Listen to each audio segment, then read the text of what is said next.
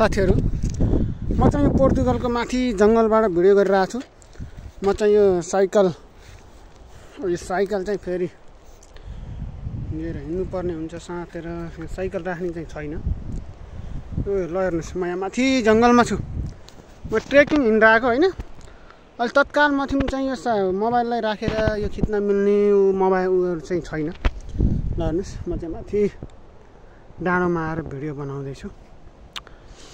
हजुरहरुलाई टक्क केही क्लिपहरु देखाउँछु।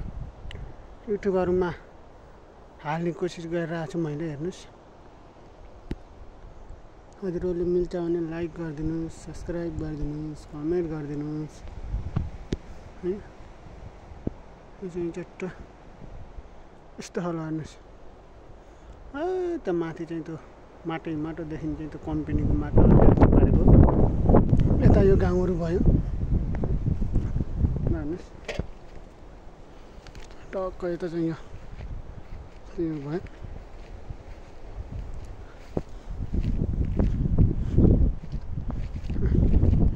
तल बस्ती छ, ठुलो गाउँ छ।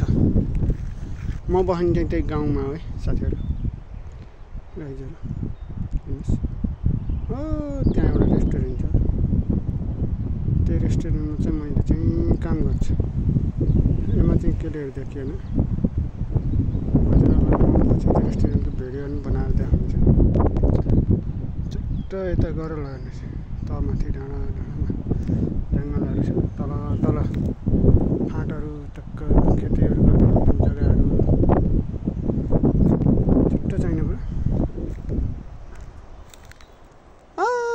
पर देखिएको त सेतो चाहिँ त ठुलो कम्पनी हो। यहाँ गिटी बालुवा ढुङ्गाहरु बनाउने काम गर्छ त्यो कम्पनीमा। त्यो कम्पनीमा नि एकदिन गएर म हजुरहरुलाई भिडियो बनाएर देखाउने छु। मेरो साइकल चाहिँ अहिले चाहिँ यहाँ छ। पछि यो युट्युब बनाउँदै जाँदा टक्क राम्रो लाइक कमेन्ट सब्स्क्राइबर हुँदै गयो भने म एउटा टक्क साइकलमा राखेर भिडियो बनाउन मिल्ने एउटा त्यो किन्ने छु र हजुरहरुलाई साइकल वन जंगलमा लिएर हिँडेको पनि भिडियो बनाएर देखाउने छु। तत्कालले हातले गरेर बनाउँदाखेरि साइकलमा चलाएर बनाउन नमिल्नेको कारणले म चाहिने पऱ्यो यसरी भिडियो बनाएर हजुरहरुलाई देखाइरहेको छु। हेर्नुस् अहिले म छोटो 2 मिनेट 3 मिनेटको भिडियोहरु बनाएर हाल्ने छु। पछिहरु अब हजुरहरुले मन पराउँदै जानुभयो भने म राम्रो भिडियोहरु लामो भिडियोहरु धेरै ठाउँहरु घुमेको भिडियोहरु बनाएर हाल्ने नै छु। अहिले चाहिँ म यतिकैमा रोक्छु है त।